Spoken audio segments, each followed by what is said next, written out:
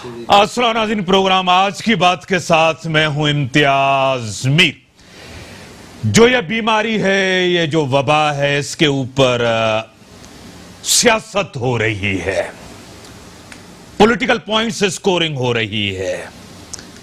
जब भी हिसाब मांगा जाता है वजीर आला सिंध से, फैसल वाडा कह रहे हैं कि हाथ जोड़कर रोने लगते हैं वजीर आला सिंध। इतनी बड़ी बात उन्होंने कह दी है। इस टाइम हमें सब सियासी जमातों को, जिस तरह असद उमर साहब ने भी कहा है, वो चाहते हैं कि सियासी जमातें दोनों मुख्तलिफ पीपल्स पार्टी की हुकूमत सिंध के अंदर जो 18th अमेंडमेंट की बात करते हैं, जिस तरह इमरान खान साहब ने कहा कि अगर वो सख्त करना चाहते हैं करें, तहरीक इंसाफ के लोग भी चाहते हैं लॉकडाउन को सख्त करें, उनकी मर्जी है, करें, क्यों नहीं करते। जिस तरह पहले उन्होंने कहा है, जिस तरह नरम किया है पंजाब के अंदर, इस्लामाबाद के अंदर नरमी हुई है, अगर इससे कोई नुकसान होता है, सिंध के अंदर एक तासुर दिया जाता है कि सेम पेज पे नहीं है, वो है भी नहीं, और केसेस बढ़ते हैं। और जिस तरह ये इंकशाफ हुआ है कि 58% जो केसेस बढ़े हैं वो लोकल ट्रांसमिशन से बढ़े हैं मुल्क के अंदर, और अभी तक इनिशियल फेज है, उस तरफ अब नहीं आया, हलाकतें नहीं हुई। अच्छी बात है, नहीं होनी चाहिए, और अल्लाह करे। और पूरी दुनिया के अंदर जो हलाकतें हुई बड़ी खौफनाक है। स्पेन और इटली के अंदर जिस तरह डिक्लाइन हो रहा है, और होना भी चाहिए, और अल्लाह करम करे।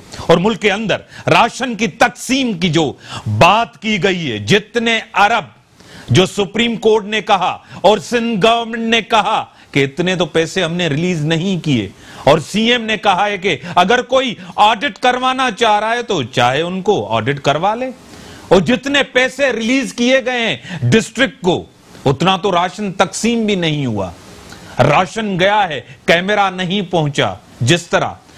और यूसीज तो पंजाब के अंदर भी इलाके जो है ना, इसी तरह जो है ना सील हुए, लेकिन वहां इतना शोर नहीं हुआ।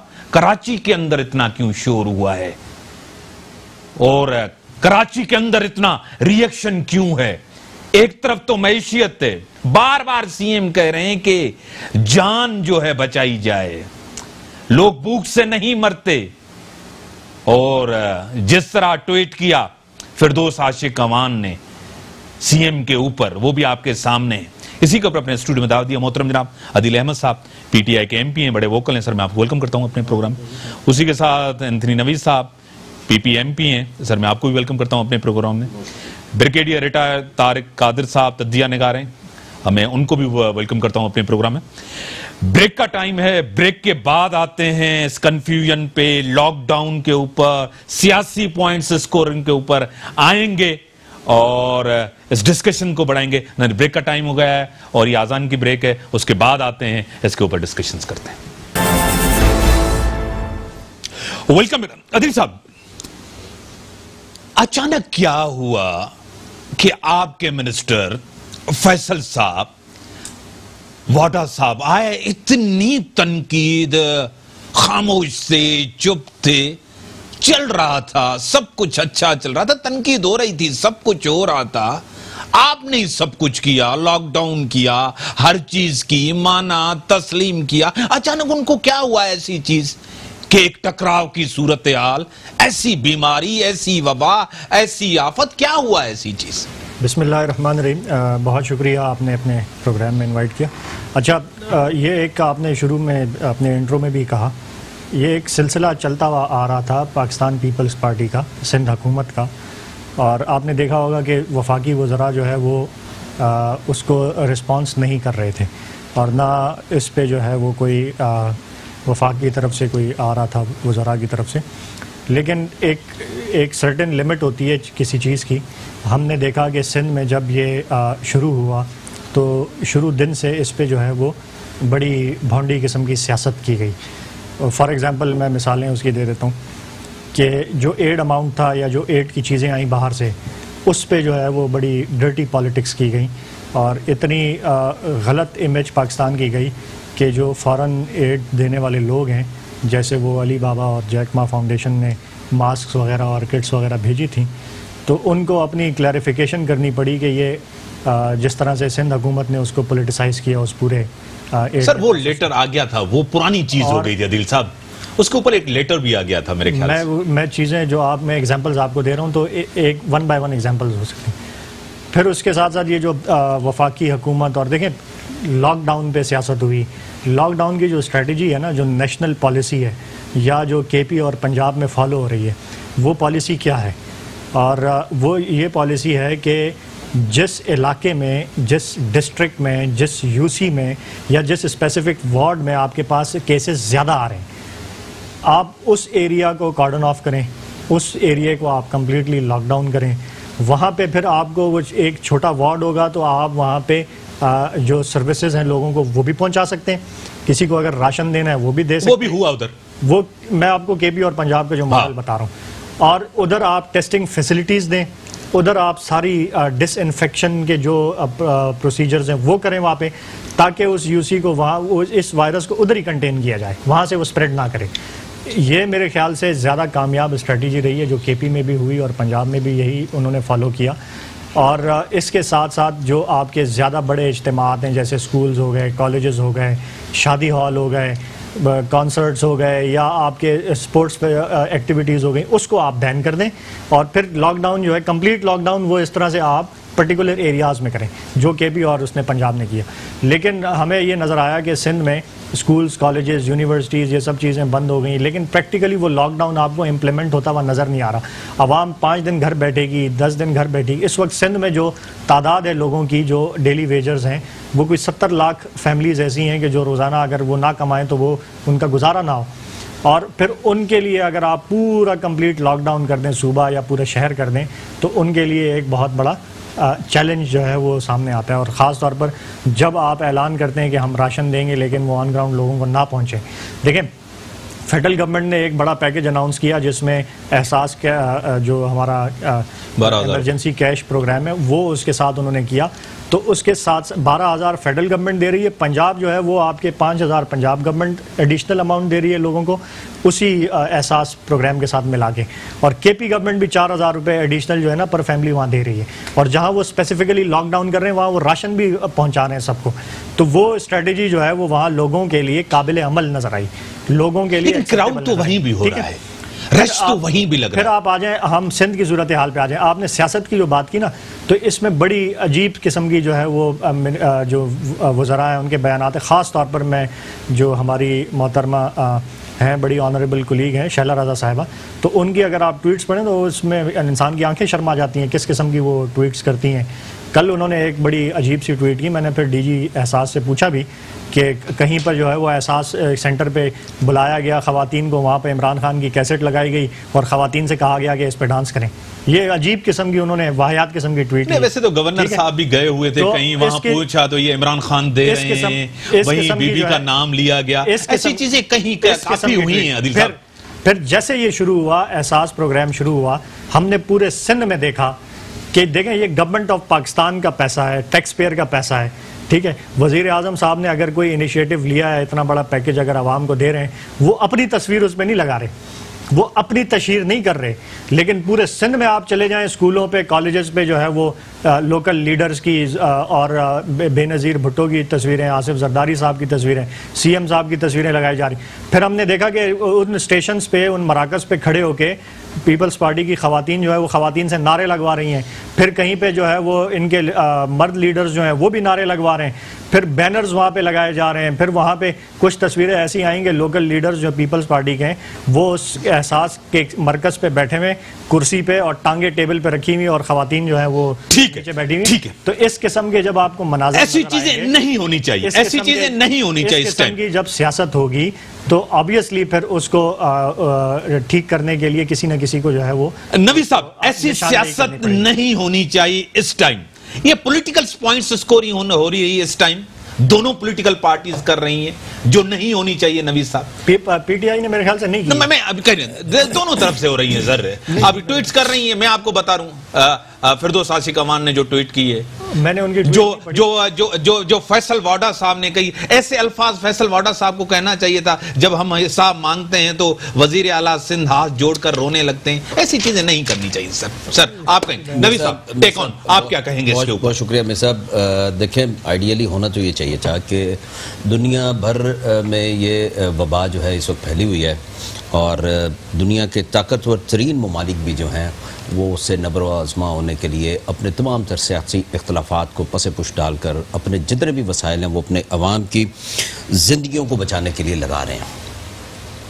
पाकिस्तान में भी ऐसा होना चाहिए था, और मैं सलूट पेश करता हूँ चेयरमैन बिलावल भुट्टो ज़रदारी साहब को कि उन्होंने डे वन से कैटेगोरिकली कहा था कि जी मेरा प्राइम मिनिस्टर जो है वो मेरा लीडर है और वो इस कैंपेन को लीड करे, मैं उसके साथ हूँ।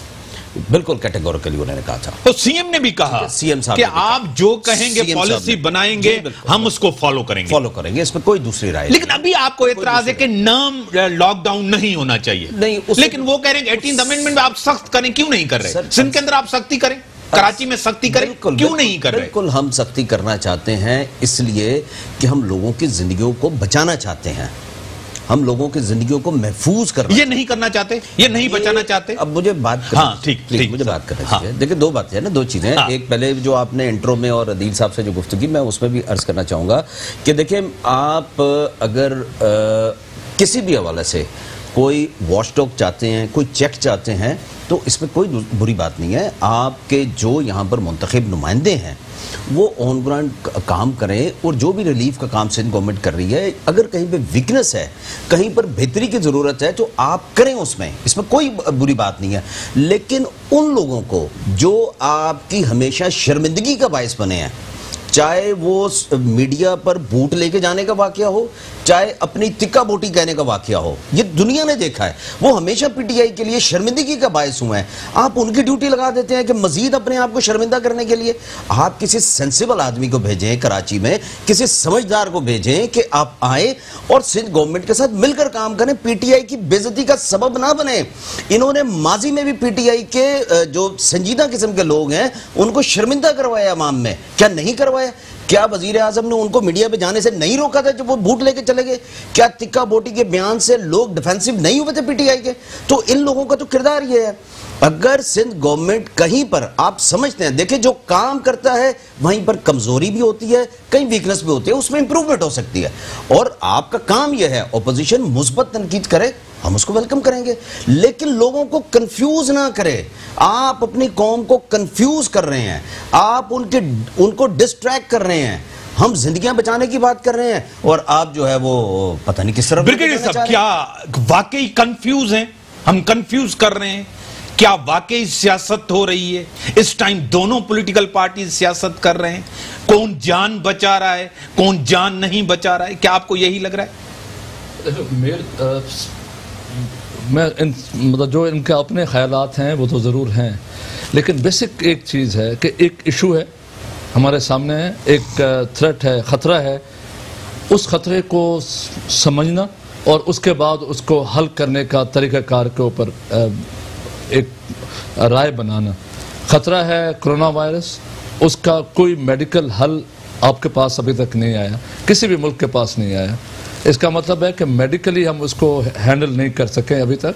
अब उसके बाद आ जाता है उसको फिजिकल या उसको संभालने का। मैं ब्रिगेडियर साहब आपकी तरफ आऊंगा। मेरे साथ additional inspector general of police Hyderabad region Ghulam Qadir Thebo साहब मेरे साथ टेलीफोन लाइन पे हैं। मैं आपको वेलकम करता हूं थेबो साहब। जी शुक्रिया बहुत बहुत मीर साहब, बड़ी मेहरबानी, आपने टाइम दिया। मेरे साथ दो एमपीए साहब भी बैठे हैं और ब्रिगेडियर साहब भी आपको सुन रहे हैं। एक तासुर दिया जा रहा है कि जितना भी हैदराबाद के अंदर केसेस बढ़ रहे हैं, तबलीगी जमात हो और वहां जो है लॉकडाउन सख्त नहीं है, क्या कहेंगे इसके ऊपर सर? देखिए बात यह है कि जो है मैं समझता हूं अगर ये लॉकडाउन सख्त नहीं होता तो और भी ज्यादा केसेस होते और उसका काफी फायदा, बहुत फायदा हुआ है। और ठीक है, बात यह है कि जो तबलीगी जमात में भी केसेस हैं, उसके अलावा भी हैदराबाद में केसेस थे जो कि कुछ लोग अमेरिका से आए थे। शुरू में उनकी ट्रांसमिशन हुई थी, और लेकिन अल्हम्दुलिल्लाह वो ठीक हैं।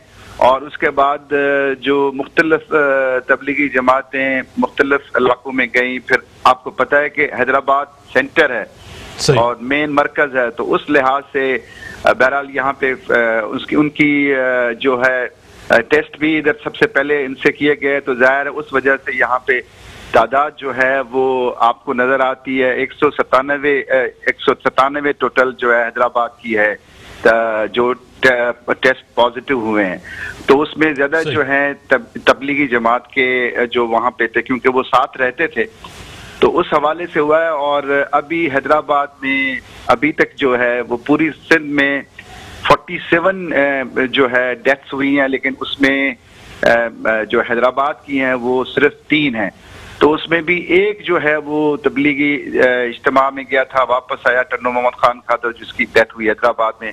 2 जो बाकी हुए हैं वो भी पॉजिटिव तो निकले थे, लेकिन बाद में फिर नेगेटिव हो गए। तो ये अभी तक तो सिर्फ 3 हैं, और उसके अलावा जो है बाकी इस तरह तकरीबन 108 लोग हैदराबाद में ठीक भी हो गए हैं, वो रिकवर भी हो गए हैं। तो इस हवाले से देखें, चूंकि हैदराबाद इंटीरियर सिंध में सबसे बड़ा शहर है, पॉपुलेशन ज्यादा है, आना जाना भी ज्यादा है, और उस हवाले से जो है ये इतने कोई ज्यादा केसेस भी नहीं है, और उसको अच्छा कंट्रोल किया जा रहा है। और लॉकडाउन हमारी कोशिश है कि लोगों को बाकी जो जरूरियाती जिंदगी की चीजें भी मिलें, और लॉकडाउन में थोड़ा सा वक्फा भी होता है ताकि लोग अपनी चीजें खरीद सकें, और प्लस सख्ती भी होती है। तो वो सारी चीजें हैं मिला के, और मैं समझता हूँ कि इसी वजह से जो है यहाँ पे काफी कंट्रोल रहा है। इवन मीरपुर खास जो डिवीजन हमारा है वहां पर भी कंट्रोल रहा है, अभी तक कोई कहीं बाकी जगहों पे कोई डेथ नहीं हुई है। और जो जाहिर है जो क्वारंटाइन किए गए थे, बल्कि बड़े प्रॉपरली क्वारंटाइन किए गए थे, जिससे काफी जो हम एक्सपेक्ट कर रहे थे कि बहुत ज्यादा होंगे, लेकिन हमारे रीजन में हर जिले में किसी में कोई 4-5 इस तरह, किसी में 8, किसी में 9, लेकिन मैक्सिमम जो हमारे रीजन में है वो हैदराबाद में है जो पॉजिटिव हुए हैं। तो हमें उम्मीद है कि जो है इसको और भी हम जो है अभी काफी कंट्रोल करेंगे। लॉकडाउन की हमारी पूरी कोशिश है कि आवाम के साथ ज्यादती भी ना हो, और उनको सोशल डिस्टेंसिंग प्रॉपर हो, और उसके अलावा कोशिश की जाए कि कोई भूख भी ना मरे, और जो राशन है या बाकी जो मुख्तलिफ अशिया तकसीम कर रहे हैं लोग, वो भी उनको मिलें, कोई भूख से भी ना मरे। और साथ साथ में जो चीजें गवर्नमेंट ने SOP के तहत अलाउ की हैं, तो वो भी जो जिंदगी उस लिहाज से जो इंडस्ट्रीज के लिए जो एसेंशियल आइटम्स हैं या जो फूड आइटम्स हैं या जो भी SOP के हवाले से गवर्नमेंट ने इजाजत दी है, उनको भी रखा जाए, वो जारी हो सारी। और साथ में जो सोशल डिस्टेंसिंग, लॉकडाउन और फैलाने के हवाले से, जो स्प्रेड के हवाले से जो मेजर्स हैं, उसको भी अच्छे तरीके से हम कंट्रोल करें। तो अल्हम्दुलिल्लाह काफी ठीक है, वायलेशन होती है कहीं ना कहीं, उसके खिलाफ केसेस भी दाखिल किए हमने। और उसके अलावा जो कैश डिस्ट्रीब्यूशन हो रही है, वो भी पुलिस के थ्रू हम कैश डिस्ट्रीब्यूशन करा रहे हैं, ताकि जो गरीब हैं उनको जो कैश गवर्नमेंट दे रही है, कैश डिस्ट्रीब्यूशन 12,000, वो भी उनको सोशल डिस्टेंसिंग के बाकी जो भी चीजें हैं, SOPs है, उसको फॉलो करते हुए वो भी उनको मिले। तो उस हवाले से भी हमारे रीजन में काफी बेहतरी रही है। सर तो, एक चीज और सब्र टूट रहा है लोगों का। जिस तरह का लॉकडाउन है, लोग बेसब्रे हो रहे हैं, क्योंकि आपको पता है गुर्बत बहुत है, लोग कोशिश कर रहे हैं कि हम अपना रोजगार करें। एहसास प्रोग्राम के ऊपर IG साहब ने एक लेटर भी भेजा है सब लोगों को कि लोग क्राउड में ना आए, क्योंकि स्प्रेड ज्यादा बढ़ता है, क्योंकि शिकायतें आए कि लोग जो है ना अपनी तस्वीरें लगा रहे हैं, झंडे पार्टियां लगा रही हैं। इसके ऊपर भी आप एक्शन ले रहे हैं सर? जी देखें, इस मामले में सबसे अहम बात तो ये थी कि ये हमेशा इस तरह होता था कि ये जो कैश मिलता था तो उससे ये कटौती करते थे। इस दफा जैसे ये शुरू हुआ है तो सबसे पहले जो FIR लॉन्च की थी वो मीरपुर खास में हमारे रीजन में हमने दाखिल की थी। जैसे हमें पता चला कि किसी ने 500 रुपए काटे हैं या 1000 रुपए काटे हैं, तो इस हवाले से ना सिर्फ मीरपुर खास में लेकिन टंडोला यार और बाकी जगहों पे जहां जहां हमें शिकायत मिली तो हमने सबके खिलाफ FIR दाखिल की हैं, जिन्होंने गैर कानूनी तौर पे जो गरीब लोग थे जिनको ये इमदाद मिलनी थी, जो उन्होंने वो काटे पैसे। तो लॉकडाउन के हवाले से भी हमने बड़ी कोशिश की, क्योंकि बूढ़ी औरतें हैं और उसके अलावा बूढ़े बुजुर्ग लोग थे, तो कहीं कहीं वायलेशन भी करते थे, लेकिन उनको कोशिश की, समझाया, उनकी मदद भी पुलिस ने की ताकि सोशल डिस्टेंसिंग रहे, सर्कल्स बनाए, स्क्वायर बनाए, ताकि उनको जो ये चूंकि पैसे भी देने हैं और साथ में जो है लेकिन सोशल डिस्टेंसिंग भी, और हमारा जो हमारा मकसद है कि ये स्प्रेड ना हो कोरोना वायरस, तो वो भी उस हवाले से आप देखें कि लोकल ट्रांसमिशन बावजूद इसके कि काफी लोग आए हैं लेकिन और कैश डिस्ट्रीब्यूट हुई है, लेकिन यहाँ पे काफी कम हुई है। बड़ी मेहरबानी सर, बड़ी मेहरबानी सर, बड़ी मेहरबानी, आपने टाइम दिया। नाज़रीन, ब्रेक का टाइम हो गया है, ब्रेक के बाद आते हैं, इस डिस्कशंस को बढ़ाते हैं कि खुदारा अपनी कौम के लिए सेम पेज पे आए। पॉलिटिकल पार्टियां, तहरीक इंसाफ और सिंध गवर्नमेंट को एक पेज पे आके किरदार अदा करना चाहिए। ब्रेक के बाद आते हैं। Welcome back sir. ब्रिगेडियर साहब, वही सियासत आ जाती है, नेशनल क्राइसिस है, पूरी दुनिया के अंदर यह क्राइसिस है और हम भी उसको फेस कर रहे हैं। पूरे मुल्क के अंदर लॉकडाउन को नरम किया जाए, इसके नताइज अगर खतरनाक निकलते हैं मुल्क के अंदर, कौन जिम्मेदार होगा? रिलैक्स किया जा रहा है, सिंध गवर्नमेंट कही कि सख्त करे, एक नैरेटिव बना था, क्रेडिट गया सीएम साहब को कि हां वाह वाह हुई, जबरदस्त, साहब ने जबरदस्त, आप हीरो बन गए, हीरो बनते जा रहे थे। आज इमरान खान साहब ने कहा रिलैक्स करें, मैशियत अच्छी नहीं है, मानना पड़ेगा। 70 लाख, जिस तरह आदिल साहब ने कहा 70 लाख यहां बेरोजगारी, ठीक है, मैंने माना, भूख है, वाकई है, लोग गुजारा नहीं करते। हां, इमरान खान साहब की बात मानी जाती है, तस्लीम की जाती है, प्राइम मिनिस्टर ऑफ पाकिस्तान है, मैं उनको वजीर आजम तस्लीम करता हूं, मैं मानता हूं सब कुछ है, लोगों को राशन नहीं पहुंच रहा, ठीक है, माना जाता है सब कुछ, मेरे लिए मोहतरम है, सुप्रीम कोर्ट के चीफ, सब कुछ है, लेकिन कहां जाएं? उधर कोरोना मार रहा है, उधर भूख मार रही है, जाए तो हम जाए कहां? मैंने आपसे पहले वाले सवाल के जवाब में एक चीज़ कही कि कोरोना इशू, इसका हल मेडिकल नहीं है, दूसरा हल फिजिकल है कि आप उसको संभालते कैसे हैं, और उसका एक हल है SDR, सोशल डिस्टेंस रिजीम, दूर रखें, संभालें। और ये मैं CM सिंध के साथ मैं प्रेज हैं, अच्छे इंसान हैं, अच्छे लीडर हैं, और मैं इस चीज़ पे तो उनके साथ 200% मुताफिक हूँ कि सोशल डिस्टेंस होना चाहिए, लॉकडाउन इफेक्टिव होना चाहिए, इकोनॉमी सर करें ना इफेक्टिव। इमरान खान साहब ने भी कहा, 18th अमेंडमेंट में भी है, ये वफाक भी कह रहा है, वुज़रा भी कह रहे हैं, रोकें, बंद करें, कर्फ्यू लगाएं, जो करना है करें, क्यों नहीं कर रहे? अच्छा, अब ये प्रॉब्लम आता है उसमें जब आप एक सूबे में करें और एक फेडरल गवर्नमेंट, प्रॉबली एक ये वाइब्स बाहर नहीं जानी चाहिए कि भाई आप एक सूबे में एक फैक्टर जहाँ पे आपने अच्छी पॉलिसी चला के कंट्रोल रखा है। कराची सबसे बड़ा सूबा ज़िला है, अब अपना शहर है, और उसके अंदर आपने एक कंट्रोल ग्रोथ की है कोरोना की, और उसके ऊपर आप अगर उस पॉलिसी को चेंज कर रहे हैं एक ऐसी वजह से जो कि आपके कंट्रोल में है कि इकॉनमी को बाद में भी ठीक किया जाए, मेरे ख्याल में ज़ाती तौर पे ये हम अपने आप के साथ ज़्यादती कर रहे हैं कि लॉकडाउन को लूज़ करके बाद में ये कंट्रोल में नहीं आने वाला।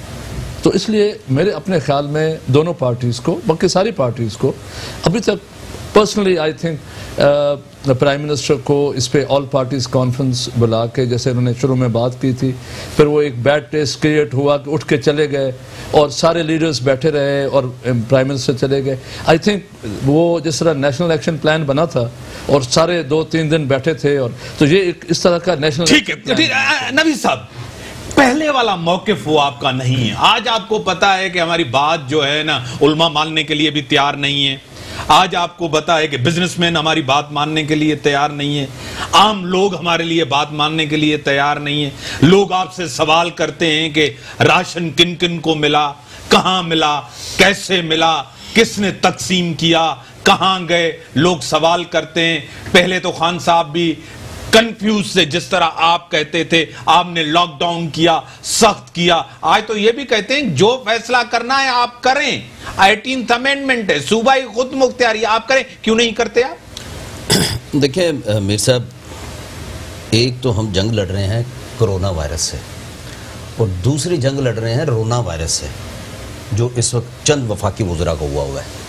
सर आप उनको छोड़ देना, सुन लीजिए, सर अपना आपने सवाल कर लिया ना सर, अब मुझे जवाब देना सर। अब सुन लीजिए, सुन देखिए राशन जो है, देखें इफेक्टिव क्यों नहीं हुआ, देखें इफेक्टिव लॉकडाउन क्यों नहीं हो रहा, मौसर लॉकडाउन आपसे क्यों नहीं हो रहा, मुझे इसका जवाब दे दे सर। अब आप मेरा टाइम इसी तरह मैं नहीं देखें। अब देखिए मैं अभी एक रिपोर्ट देख रहा था कि तीन एक दिन पहले जो है तकरीबन 2,23,597 जो है फैमिलीज को राशन जो है वो सिंध में डिस्ट्रीब्यूट हुआ DCs के जरिए, ठीक है।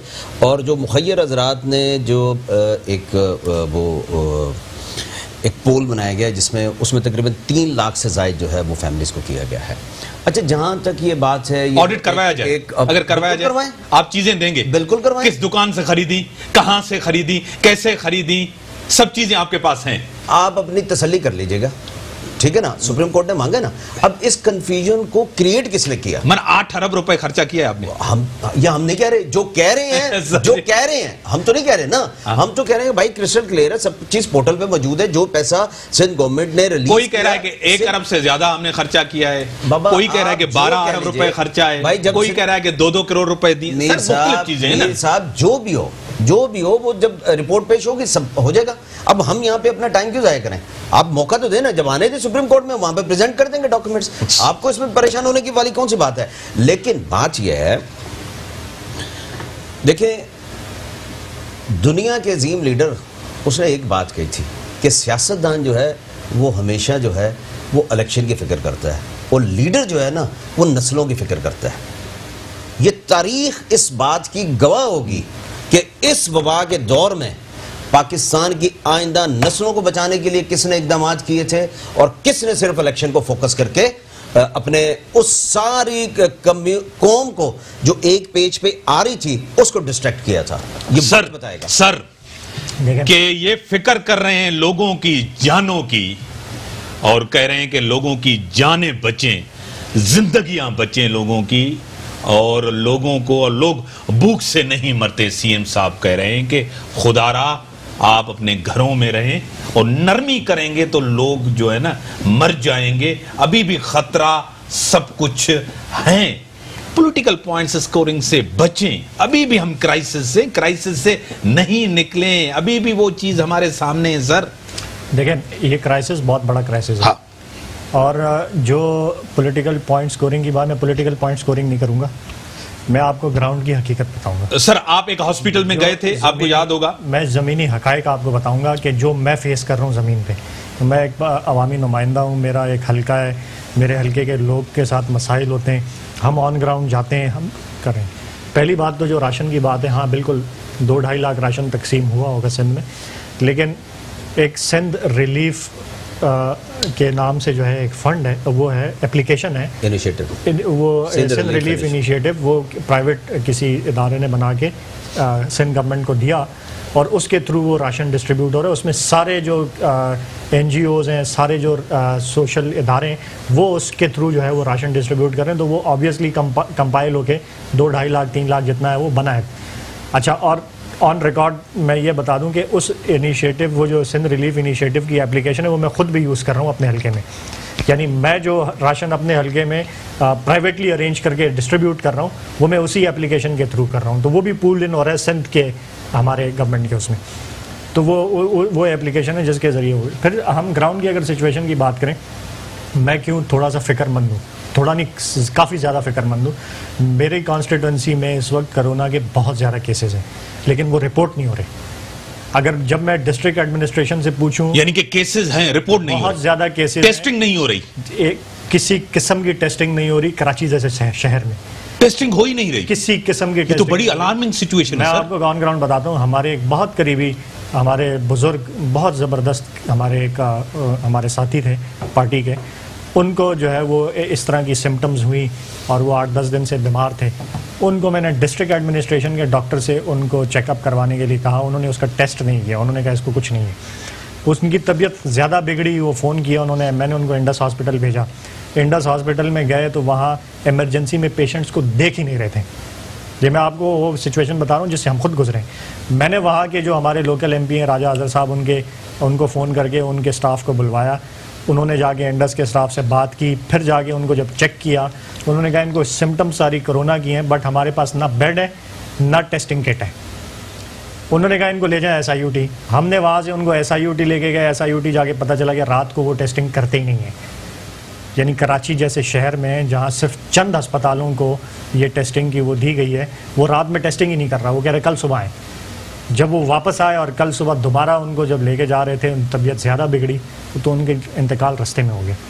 अब मुझे ये बताएं कि वो उनकी जो पूरी फैमिली है, यानी कि ना उनका जो है इंडस हॉस्पिटल में टेस्ट हुआ ना SIUT में टेस्ट हुआ, उनकी डेथ हो गई, उनका इंतकाल हो गया। यानी कि यहाँ पे ब्रिगेडियर साहब ये कराची की सूरत हाल है।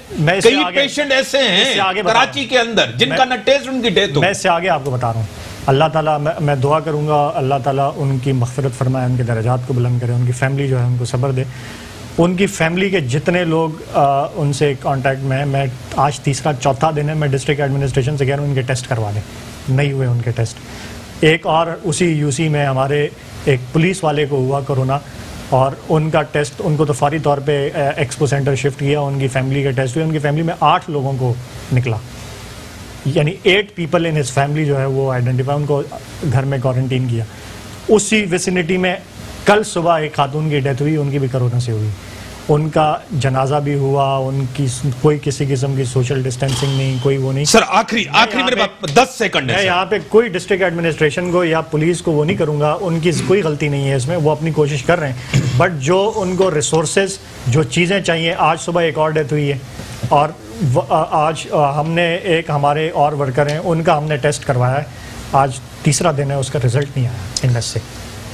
सर आप क्या रेस्पॉन्ड करेंगे? 8 घंटे में रिजल्ट आता है, उसका अभी तक रिजल्ट आप रेस्पॉन्ड करें। आखिरी मेरे पास आखिरी अभी 20 सेकंड है बात कहना और चाहूंगा। जो लॉकडाउन की सूरत हाल है वो भी मैं वीडियोस अक्सर पोस्ट करता रहता हूँ, ग्राउंड पे कोई लॉकडाउन नहीं है। सर आपने कंफ्यूजन किया ना सर, नहीं वफाक एक चीज करे, सिंध गवर्नमेंट दूसरी करे, इमरान खान साहब एक चीज करे, सिंध वजीर आला दूसरी चीज कहें, आप कहें कि दर्जी भी खुल जाए, आप कहें कि हेयर ड्रेसर भी खुल जाए, आप करें कंस्ट्रक्शन भी खुल जाए, आप कहें वो भी खुल जाए, तो कौन बात मानेगा? कोई कंफ्यूजन नहीं, किसी ने हेयर ड्रेसर का नहीं कहा खोलने का, फेक न्यूज चलाई मीडिया ने, जिसकी गवर्नमेंट ने उसकी तरदीद की उस न्यूज की।